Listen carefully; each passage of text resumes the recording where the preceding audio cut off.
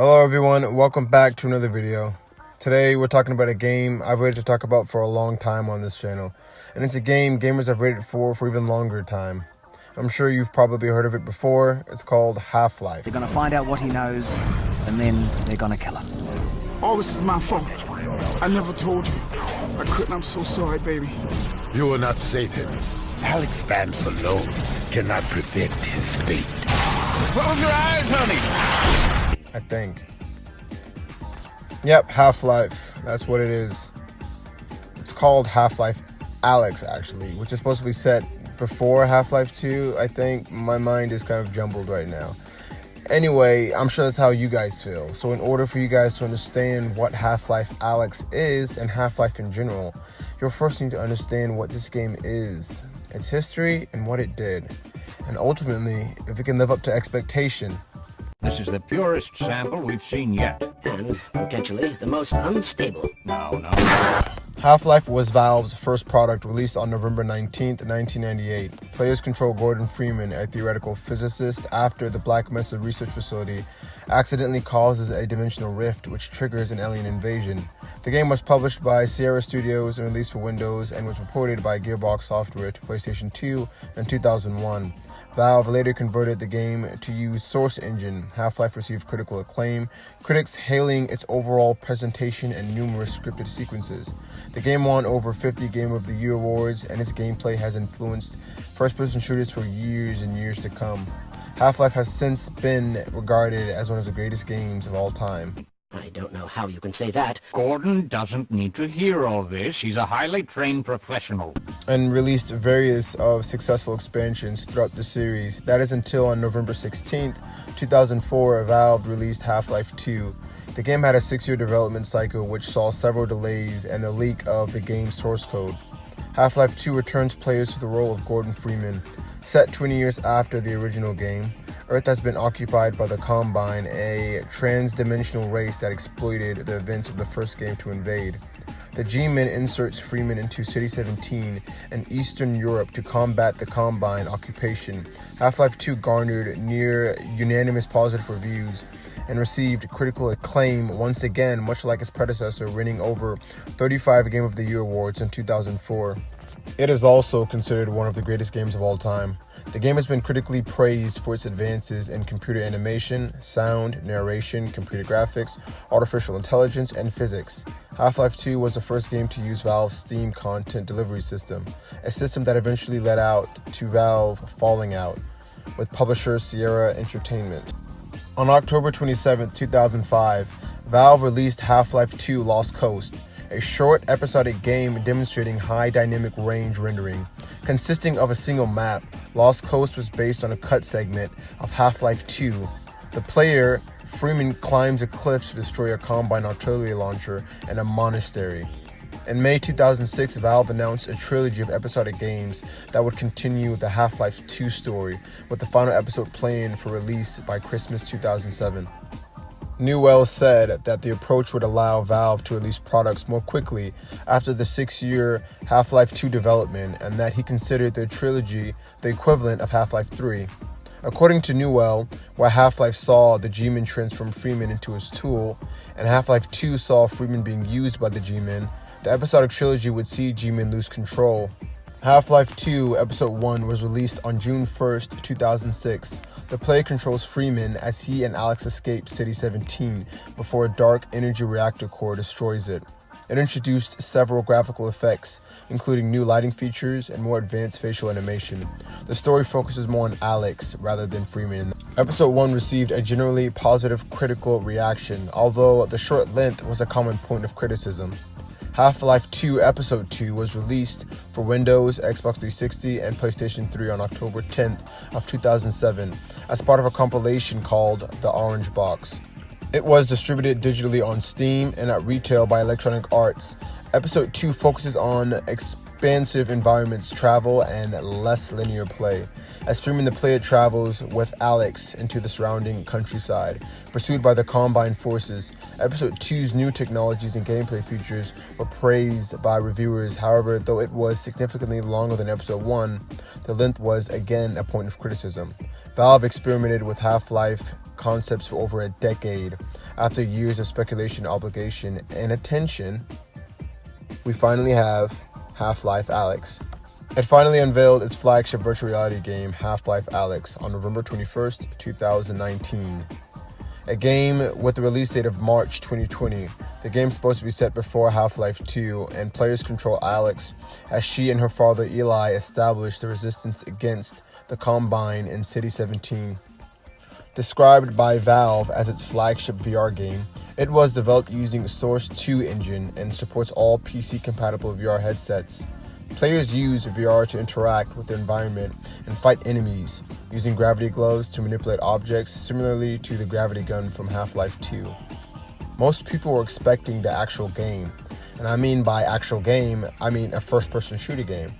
However, Valve said they have no intention of Half-Life outside of VR. Well, currently anyway. Most recently, the development team insisted that the game is still on schedule to launch in its announced window of March 2020. With the exception of some tweaks to the absolute final scene, the game is done, a random no-name staff member said. In one post, they also said, "We let Valve time happen before we announced the game." This statement alludes to the company's tradition of letting release schedules slip until a game reaches its done territory, but that wasn't clarified in further answers.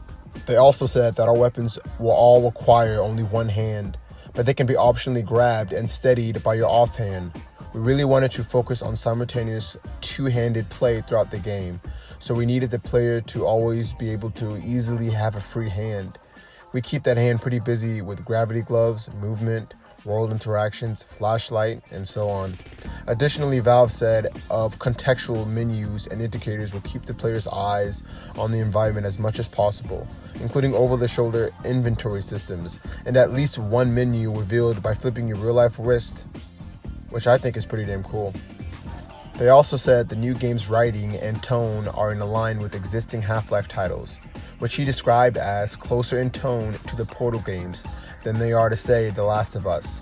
He insisted that the new game's use of a speaking protagonist, at first for a single-player Valve game, is mostly liberating and makes players feel like they're actually an active participant in the scene.